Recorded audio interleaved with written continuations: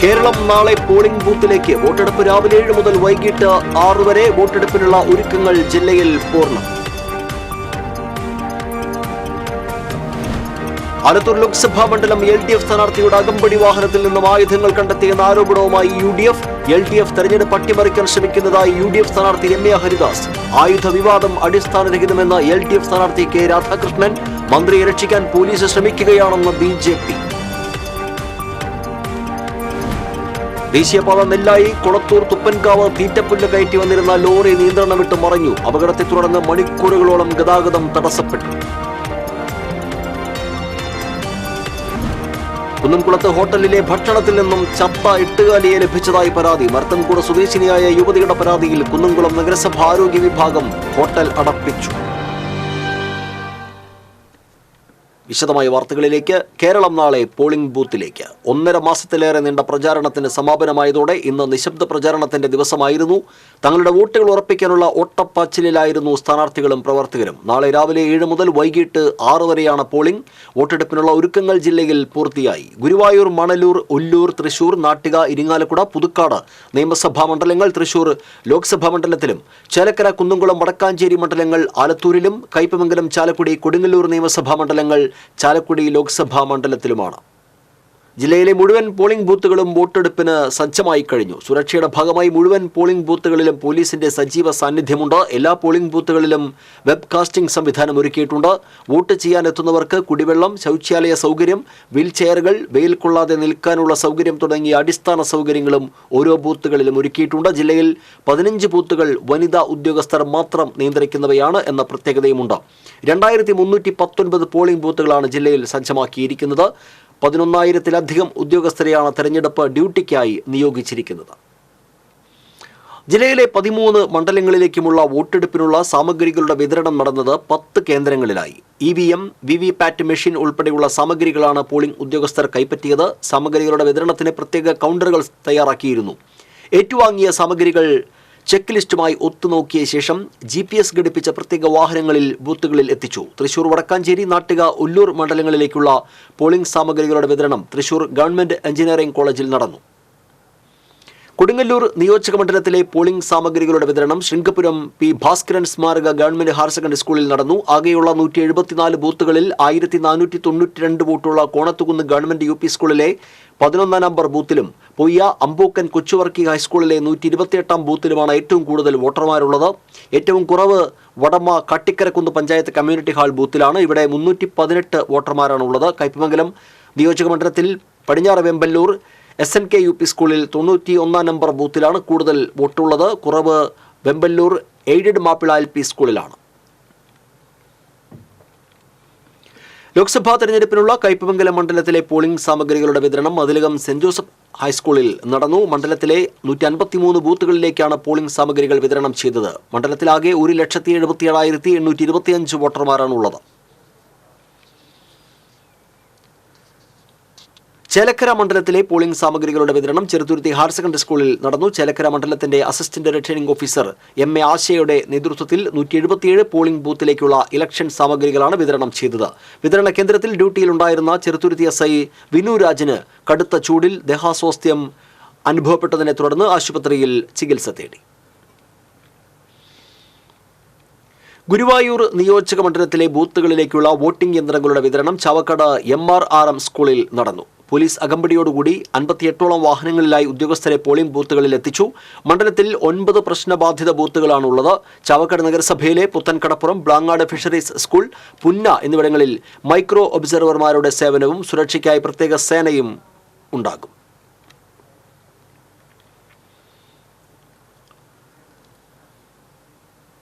ചാലക്കുടി നിയോജക മണ്ഡലത്തിലെ തെരഞ്ഞെടുപ്പ് സാമഗ്രികളുടെ വിതരണം കാർമൽ സ്കൂൾ ഹാളിൽ നടന്നു. 155 പോളിംഗ് ബൂത്തുകളിലേക്കുള്ള ഉപകരണങ്ങളാണ് മുഖ്യ ഭരണാധികാരി ചാലക്കുടി DFO M. വെങ്കടേശ്വരന്റെ നേതൃത്വത്തിൽ ഉദ്യോഗസ്ഥർക്ക് കൈമാറിയത്. ബസ്സുകളടക്കം 40 സ്വകാര്യ വാഹനങ്ങളിലാണ് സാമഗ്രികൾ കൊണ്ടുപോയത്.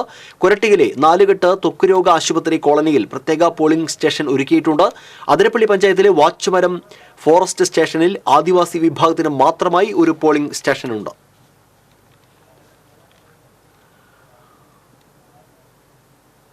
മണലൂർ നിയോജകമണ്ഡലത്തിലെ ബൂത്തുകളിലേക്കുള്ള പോളിംഗ് സാമഗ്രികളുടെ വിതരണം ഗുരുവായൂർ ശ്രീകൃഷ്ണ ഹയർ സെക്കൻഡറി സ്കൂളിൽ നടന്നു. പോലീസ് അകമ്പടിയോടെ വാഹനങ്ങളിൽ ഇവ ബൂത്തുകളിൽ എത്തിച്ചു. 190 ബൂത്തുകളിൽ 7 പ്രശ്ന സാധ്യതാ ബൂത്തുകളാണ് ഉള്ളത്. ലോക്സഭാ തെരഞ്ഞെടുപ്പ് പരിസ്ഥിതി സൗഹൃദ തെരഞ്ഞെടുപ്പാക്കുന്നതിന്റെ ഭാഗമായി കയ്പമംഗലം നിയോജകമണ്ഡലത്തിലെ ഹരിത മാതൃക പോളിംഗ് ബൂത്ത് ഒരുങ്ങി. മതിലകം ബ്ലോക്ക് പഞ്ചായത്ത് ഹാളിലെ പോളിംഗ് ബൂത്താണ് ഹരിത മാതൃകയിൽ ഒരുക്കിയിട്ടുള്ളത്. നിരോധിത പ്ലാസ്റ്റിക് ഉൽപ്പന്നങ്ങൾ പൂർണ്ണമായും ഒഴിവാക്കിക്കൊണ്ടുള്ള പോളിംഗ് ബൂത്താണിത്. പച്ചയോല കൊണ്ടുള്ള സ്വാഗത ബോർഡ്, കുരുത്തോല തോരണം, വേസ്റ്റ് ബിൻ ആയി ഓല മെടഞ്ഞുകൊണ്ടുള്ള വല്ലം തുടങ്ങി പ്ലാസ്റ്റിക് മുക്തമാക്കിയാണ് ബൂത്ത് നിർമ്മിച്ചത്. കയ്പമംഗലം മണ്ഡലം green protocol nodal officer Attlee Usman നേതൃത്വം നൽകിയാണ് ഹരിത പോളിംഗ് ബൂത്ത് ഒരുക്കിയത്. 1300ഓളം പേരാണ് ബൂത്തിൽ വോട്ടവകാശം വിനിയോഗിക്കുക. ആലത്തൂർ ലോക്സഭാ മണ്ഡലം വോട്ടെടുപ്പിനുള്ള കുന്നംകുളം നിയോജക മണ്ഡലത്തിലെ പോളിംഗ് സാമഗ്രികളുടെ വിതരണം വടക്കാഞ്ചേരി ഗവൺമെന്റ് ബോയ്സ് ഹൈസ്കൂളിൽ നടന്നു. GPS ഘടിപ്പിച്ച പ്രത്യേക വാഹനങ്ങളിൽ പോളിംഗ് സാമഗ്രികൾ കൈപ്പറ്റിയ ഉദ്യോഗസ്ഥരെ ബൂത്തുകളിൽ എത്തിച്ചു. പോലീസും സെക്ടറൽ ഓഫീസറും ഉദ്യോഗസ്ഥരെ അനുഗമിച്ചു. ആലത്തൂർ ലോക്സഭാ മണ്ഡലം LDF സ്ഥാനാർത്ഥി K. രാധാകൃഷ്ണന്റെ പ്രചാരണ അകമ്പടി വാഹനത്തിൽ നിന്നും വടിവാൾ ഉൾപ്പെടെയുള്ള ആയുധങ്ങൾ കണ്ടെത്തിയെന്ന ആരോപണവുമായി UDF. ആയുധങ്ങൾ വാഹനത്തിൽ നിന്നും എടുത്തു മാറ്റുന്നതിന്റെ CCTV ദൃശ്യങ്ങളും UDF പുറത്തുവിട്ടു. കഴിഞ്ഞ ദിവസം വൈകിട്ട് കുട്ടിക്കലാശം കഴിഞ്ഞു പോകുന്ന വാഹന വ്യൂഹത്തിലായിരുന്നു ആയുധങ്ങൾ ഉണ്ടായിരുന്നതെന്നും UDF നേതാക്കൾ ആരോപിച്ചു. ചേലക്കര മണ്ഡലത്തിൽ ആയുധങ്ങളുമായി പോകുന്ന വാഹനത്തിന്റെ CCTV ദൃശ്യങ്ങളാണ് UDF പുറത്തുവിട്ടത്. വാഹനത്തിൽ നിന്നും ഇറങ്ങിയ ഒരാൾ ആയുധങ്ങൾ പുറത്തേക്ക് മാറ്റുന്നതാണ് ദൃശ്യങ്ങളിൽ ഉള്ളത്. അതേസമയം പ്രചരണ ബോർഡുകൾ അടിച്ചു മാറ്റാൻ ഉപയോഗിച്ച ആയുധങ്ങളാണ് ഇതെന്ന് CPM വിശദീകരിച്ചു. CCTV ദൃശ്യങ്ങളിലുള്ളവരെ വിളിപ്പിക്കുമെന്ന് ചേലക്കര പോലീസ് വ്യക്തമാക്കി. ദൃശ്യങ്ങളുടെ ആധികാരികത ഉൾപ്പെടെ പരിശോധിച്ച ശേഷമായിരിക്കും തുടർ നടപടിയെന്നും പോലീസ് വ്യക്തമാക്കി. ഇടതുപക്ഷം തെരഞ്ഞെടുപ്പ് അട്ടിമറിക്കാൻ ശ്രമിക്കുകയാണെന്ന് ആലത്തൂർ ലോക്സഭാ മണ്ഡലം UDF സ്ഥാനാർത്ഥി രമ്യ ഹരിദാസ്. LDF സ്ഥാനാർത്ഥിയുടെ പ്രചാരണ വാഹനത്തിന്റെ അകമ്പടി വാഹനത്തിൽ നിന്ന് ആയുധങ്ങൾ കണ്ടെത്തിയത് ഇതിന്റെ ഭാഗമാണെന്ന് രമ്യ ഹരിദാസ് പറഞ്ഞു. നമുക്കിതൊന്ന് വ്യക്തമായിട്ട് മനസ്സിലാക്കാൻ സാധിക്കുന്നത്, ദൃശ്യങ്ങളിൽ നിന്ന് നമുക്ക് മനസ്സിലാക്കാൻ സാധിക്കുന്നത്, മാരകായുധങ്ങൾ എടുത്ത് കാറിൽ നിന്ന് പുറത്തിടുകയും CCTV ദൃശ്യങ്ങളിൽ അത് കണ്ടോ എന്ന് സംശയം തോന്നി കാറിന്റെ പിൻസീറ്റിലിരുന്ന ആള് കാർ പിന്നോട്ടെടുക്കാൻ പറയുകയും ആ തിരിച്ച മാരകായുധങ്ങൾ കാറിലേക്ക് എടുത്തിട്ട് കാർ പിന്നോട്ട് പോവുകയുണ്ടായിരുന്നു. മുന്നോട്ട് പിന്നെ കാർ പോയിട്ടില്ല.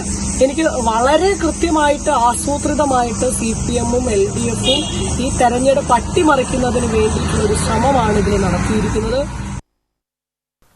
പ്രചാരണ അകമ്പടി വാഹനത്തിൽ നിന്ന് ആയുധങ്ങൾ കണ്ടെത്തിയെന്ന UDF-ന്റെ ആരോപണത്തിന് മറുപടിയായി LDF സ്ഥാനാർത്ഥി K. രാധാകൃഷ്ണൻ. വാർത്തയ്ക്ക് വേണ്ടി ഉണ്ടാക്കിയ വിവാദമാണ് ഇത്. ഇപ്പോഴത്തെ ആയുധ വിവാദം പ്രചരണ ബോർഡുകൾ കെട്ടിമടങ്ങുന്നതിനിടെ വണ്ടിയിൽ കയറ്റിവന്ന പണിയായുധങ്ങൾ വാങ്ങിയ സ്ഥലത്ത് തന്നെ തിരിച്ചേൽപ്പിക്കുകയാണ് ഉണ്ടായത്.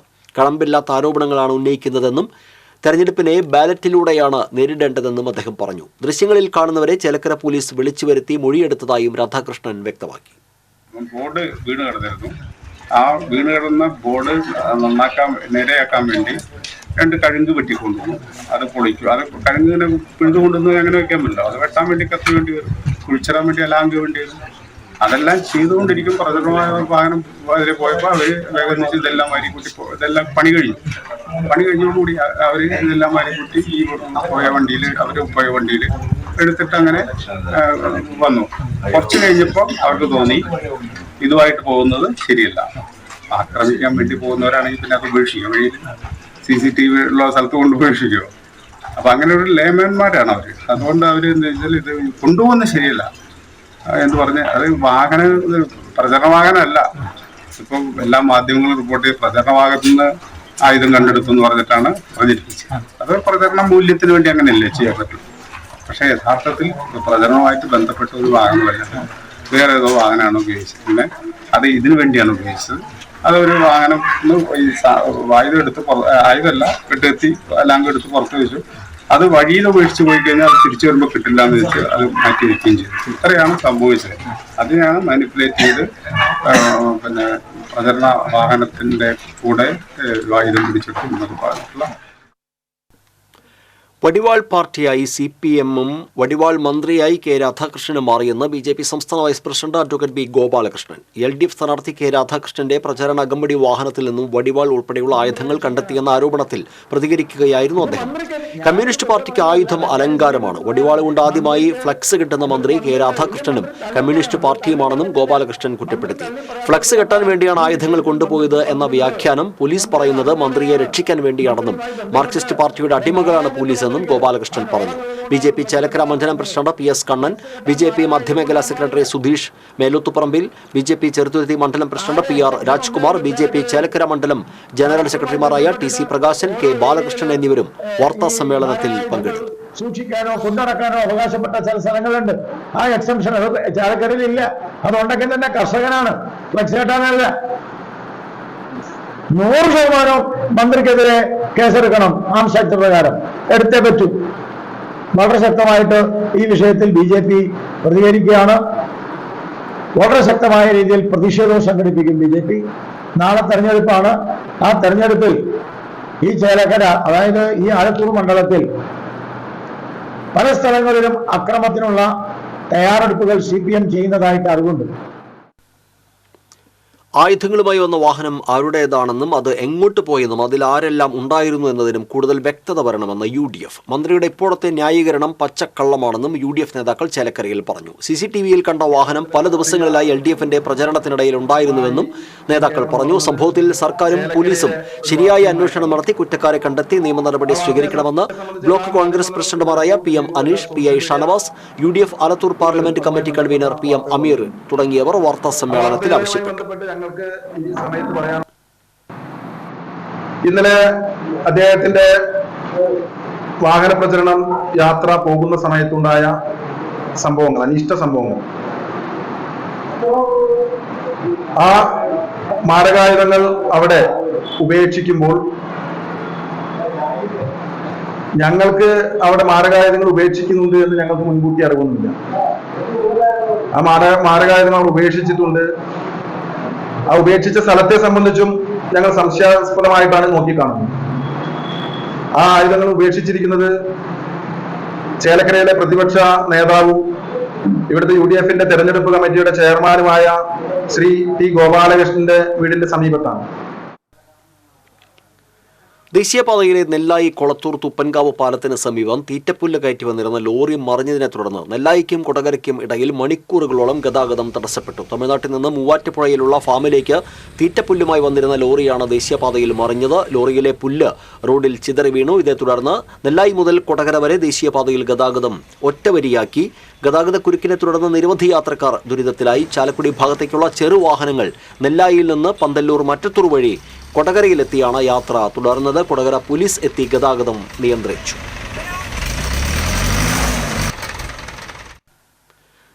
കുന്നംകുളം ഗുരുവായൂർ റോഡിൽ പ്രവർത്തിക്കുന്ന ഹോട്ടലിലെ ഭക്ഷണത്തിൽ നിന്നും ചത്ത 8 കാലിയെ ലഭിച്ചതായി പരാതി. മരത്തൻകൂട് സ്വദേശിനിയായ യുവതിയുടെ പരാതിയിൽ കുന്നംകുളം നഗരസഭ ആരോഗ്യ വിഭാഗം ഹോട്ടൽ അടപ്പിച്ചു. ഭാരത് ഹോട്ടലാണ് ആരോഗ്യ വിഭാഗം അധികൃതർ അടപ്പിച്ചത്. യുവതി ഓർഡർ ചെയ്ത മസാലദോശ കഴിക്കുന്നതിനിടയിലാണ് ചത്ത 8 കാലിയെ ലഭിച്ചത്. തുടർന്ന് സംഭവം ഹോട്ടൽ ജീവനക്കാരെ അറിയിച്ച യുവതി കുന്നംകുളം നഗരസഭ ആരോഗ്യ വിഭാഗത്തിന് പരാതി നൽകുകയായിരുന്നു. സ്ഥലത്തെത്തിയ നഗരസഭ clean city manager Attli P John, public health ഇൻസ്പെക്ടർമാരായ MS ഷീബ, PP വിഷ്ണു എന്നിവരുടെ നേതൃത്വത്തിൽ ഹോട്ടലിൽ പരിശോധന നടത്തി. പരിശോധനയിൽ വൃത്തിഹീനമായ സാഹചര്യത്തിലാണ് ഹോട്ടൽ പ്രവർത്തിക്കുന്നതെന്ന് കണ്ടെത്തി. തുടർന്ന് ഹോട്ടൽ അടച്ചിടാൻ ആരോഗ്യ വിഭാഗം നിർദ്ദേശം നൽകുകയായിരുന്നു. സുരേഷ് ഗോപിക്ക് വോട്ട് പിടിക്കാൻ പുതുക്കാട് പള്ളി വികാരിയുടെ പേരിൽ വ്യാജ പ്രചാരണം. പുതുക്കാട് പള്ളി വികാരി ഫാദർ പോൾ തേക്കാനത്തിന്റെ പേരിലാണ് വ്യാജ വീഡിയോ പ്രചരിക്കുന്നത്. സംഭവത്തിൽ വൈദികൻ പുതുക്കാട് പോലീസിൽ പരാതി നൽകി. മാസങ്ങൾക്ക് മുൻപ് പ്രചോദി നികേതൻ കോളേജിൽ സുരേഷ് ഗോപി പങ്കെടുത്ത യോഗത്തിലെ പ്രസംഗത്തിലെ ചില ഭാഗങ്ങൾ മാത്രം മുറിച്ചെടുത്ത് പ്രചരിപ്പിക്കുകയായിരുന്നുവെന്ന് വികാരി സമൂഹ മാധ്യമങ്ങളിൽ പങ്കുവച്ച വീഡിയോയിൽ പറയുന്നു. കുറച്ച് മാസങ്ങൾക്ക് മുമ്പ് പ്രചോദി നികേതൻ കോളേജിൽ നടന്ന ഒരു പ്രോഗ്രാമിലെ വീഡിയോയും ഫോട്ടോയും വെച്ചുകൊണ്ടാണ് ഈ തെറ്റായ വാർത്ത മാധ്യമങ്ങളിലൂടെ പ്രചരിച്ചുകൊണ്ടിരിക്കുന്നത്. അധികാരികളുടെ നിർദ്ദേശമനുസരിച്ച് സൈബർ സെല്ലിൽ ഞാൻ തന്നെ നേരിട്ട് പ്രസ്തുത വാർത്തയ്ക്കെതിരെ പരാതി നൽകിയിട്ടുണ്ട്. ഈ വാർത്ത തീർത്തും വ്യാജമാണെന്ന് ഒരിക്കൽ കൂടി ഓർമ്മപ്പെടുത്തുന്നു. വെള്ളാങ്കല്ലൂർ ബ്ലോക്ക് പഞ്ചായത്ത് അംഗം മഠത്തിപ്പറമ്പിൽ ബീന സുധാകരൻ ആലുവയിൽ കുഴഞ്ഞു വീണ് മരിച്ചു. 61 വയസ്സായിരുന്നു. ബലിതർപ്പണത്തിന് പോയതായിരുന്നു. പുത്തൻചിറ പഞ്ചായത്തിലെ കുമ്പത്തുകടവ് ഡിവിഷൻ CPA പ്രതിനിധിയായിരുന്നു മുന്നണി ധാരണയനുസരിച്ച് അടുത്ത മാസം ആദ്യം ബ്ലോക്ക് പഞ്ചായത്ത് പ്രസിഡന്റ് സ്ഥാനത്തേക്ക് CPI നിർദ്ദേശിച്ചിരുന്ന ആളാണ് ബീന സുധാകരൻ. കൊടുങ്ങല്ലൂർ സ്വദേശിയായ 13 വയസ്സുകാരൻ തന്റെ ചിത്രം വരയ്ക്കുന്ന വീഡിയോ ഫേസ്ബുക്ക് സ്റ്റോറിയാക്കി ഫഹദ് ഫാസിൽ. 8ാം ക്ലാസ് വിദ്യാർത്ഥിയായ ഇന്ദ്രജിത്ത് ഫഹദ് ഫാസിലിന്റെ ഏറ്റവും പുതിയ സിനിമയായ ആവേശത്തിലെ കഥാപാത്രമായ രംഗനെ വരച്ച് തന്റെ ഇൻസ്റ്റഗ്രാം ആർട്ട് പേജ് വഴി പ്രസിദ്ധീകരിച്ചിരുന്നു. ഇതാണ് ഫഹദ് ഫാസിൽ തന്റെ 20 ലക്ഷത്തിലധികം ആരാധകരുള്ള ഫേസ്ബുക്ക് പേജിൽ സ്റ്റോറിയാക്കിയത്. കൊടുങ്ങല്ലൂർ സ്വദേശികളായ കോവിൽപ്പറമ്പിൽ ശിവാനന്ദന്റെയും പുതിയലത്ത് നിതാദേവിയുടെയും മകനാണ് കൊടുങ്ങല്ലൂർ അമൃത വിദ്യാലയത്തിലെ വിദ്യാർത്ഥിയായ ഇന്ദ്രജിത്ത്. ഇരിങ്ങാലക്കുട കൂടൽമാണിക്യം തിരുവുത്സവത്തോടനുബന്ധിച്ച് 4ാം ഉത്സവം ആഘോഷിച്ചു. ശിവേലിക്ക് പെരുവനം പ്രകാശന്മാരാരുടെ നേതൃത്വത്തിൽ പഞ്ചാരി മേളം അരങ്ങേറി. 100ഓളം കലാകാരന്മാരെ അണിനിരത്തിയായിരുന്നു മേള വിസ്മയം തീർത്തത്. വേനൽ ചൂടിനെ അവഗണിച്ച് 100 കണക്കിന് ഭക്തരാണ് ഉത്സവം ആസ്വദിക്കാൻ സംഗമപുരിയിലേക്ക് ഒഴുകിയെത്തിയത്. ശിവേലിക്ക് ഗുരുവായൂർ ദേവസ്വം ജൂനിയർ വിഷ്ണു സംഗമേശന്റെ തിടമ്പേറ്റി. തിരുവമ്പാടി കണ്ണൻ വലത്തും ബാസ്റ്റ്യൻ വിനയസുന്ദർ ഇടത്തും കൂട്ടാനുകളായി 17 ഗജവീരന്മാർ കൂട്ടിയെഴുന്നള്ളിപ്പിൽ പങ്കെടുത്തു.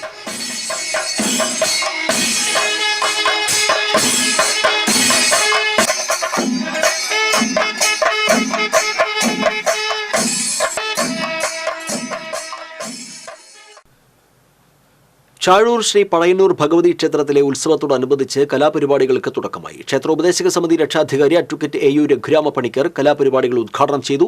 കൊച്ചി ദേവസ്വം ബോർഡ് മെമ്പർ പ്രേംരാജ് ചൂണ്ടലാത്ത് അധ്യക്ഷനായിരുന്നു. പഴുവം ദേവസ്വം ഓഫീസർ PU നന്ദകുമാർ, ക്ഷേത്രോപദേശക സമിതി പ്രസിഡന്റ് V ലോഹിതാക്ഷൻ തുടങ്ങിയവർ സംസാരിച്ചു. അധ്യക്ഷ പ്രസംഗത്തിന് അഡ്വക്കേറ്റ് AU രഘുരാമ പണിക്കരെ അവണങ്ങാട്ടുകളരികട്ടെ. ഇവിടെ എത്രയോ പഴക്കമുള്ള, നൂറ്റാണ്ടുകൾ പഴക്കമുള്ള ക്ഷേത്രത്തിൻ്റെ ആചാരത്തിനും അനുഷ്ഠാനത്തിനൊക്കെ ഒരു ഭംഗവും വരുത്താതെ നല്ല രീതിയിൽ അത് കൃത്യമായിട്ട് സമയോചിതമായിട്ടുള്ള കാര്യങ്ങൾ ചെയ്തുകൊണ്ട് മുന്നോട്ട് പോയിക്കൊണ്ടിരിക്കുകയാണ്. അതോടൊപ്പം തന്നെ കുറച്ച് വെള്ളറക്കാട് കൊല്ലൻപടിയിൽ നിയന്ത്രണം വിട്ട കാർ മരത്തിലിടിച്ച് 3 പേർക്ക് പരിക്കേറ്റു. എടക്കളത്തൂർ വടക്കുമുറി വീട്ടിൽ ഭാസ്കരൻ, വേലൂർ ആശാരി വീട്ടിൽ ബാലകൃഷ്ണൻ, മകൻ രജിത്ത് എന്നിവർക്കാണ് പരിക്കേറ്റത്. നിയന്ത്രണം വിട്ട കാർ മരത്തിലിടിക്കുകയായിരുന്നു. പരിക്കേറ്റ 3 എരുമപ്പെട്ടി ആക്ട്സ് പ്രവർത്തകർ കുന്നംകുളം താലൂക്ക് ആശുപത്രിയിൽ പ്രവേശിപ്പിച്ചു. കരുവന്നൂർ ബാങ്കിന് മുന്നിൽ നിക്ഷേപകൻ വസ്ത്രം ഊരി പ്രതിഷേധിക്കാൻ ശ്രമം. ബാങ്കിൽ തന്റെ കുടുംബാംഗങ്ങളുടെ പേരിലുള്ള നിക്ഷേപം തിരിച്ചു കിട്ടണമെന്നാവശ്യപ്പെട്ടാണ് മാപ്രാണം സ്വദേശിയായ വടക്കേത്തല ജോഷി കരുവന്നൂർ ബാങ്കിലെത്തിയത്. മാപ്രാണം സെന്ററിലുള്ള ശാഖയിലാണ് ജോഷി ചെന്നത്. പണത്തിന്റെ കാര്യത്തിൽ തീരുമാനമായില്ലെങ്കിൽ വസ്ത്രം ഊരിയെറിഞ്ഞ് പ്രതിഷേധിക്കുമെന്ന് ജോഷി പറഞ്ഞു. പ്രതിഷേധത്തെ തുടർന്ന് ജോഷിയുടെ കുടുംബാംഗങ്ങളുടെ നിക്ഷേപ തുകയുടെ പലിശ കണക്കാക്കി ബാങ്ക് അധികൃതർ പാസ്ബുക്കിൽ പതിച്ചു നൽകുകയും 30 ചേരുന്ന ബാങ്ക് ഡയറക്ടർമാരുടെ യോഗത്തിൽ പണം തിരികെ നൽകുന്ന കാര്യത്തിൽ തീരുമാനമെടുക്കാമെന്ന് ഉറപ്പ് നൽകിയതിനെ തുടർന്ന് ജോഷി തിരിച്ചു പോവുകയായിരുന്നു. പലിശയടക്കം 55,85,721 രൂപയാണ് ജോഷിയുടെ കുടുംബാംഗങ്ങളുടെ പേരിൽ ബാങ്കിൽ നിന്നും ലഭിക്കാനുള്ളത്. അതിന്റെ കുറവ് വകുപ്പും കാണിക്കുന്നുണ്ട്. വളരെ ലജ്ജാകരമാണ്. ഇപ്പോഴും ഈ പലിശ ഒന്ന് കണക്ക് കൂട്ടിത്തരാം. ഇപ്പോൾ 8.5% വെച്ചിട്ട് മുടക്കിയന്ന് തൊട്ട് പലിശ പതിച്ചു തന്നു.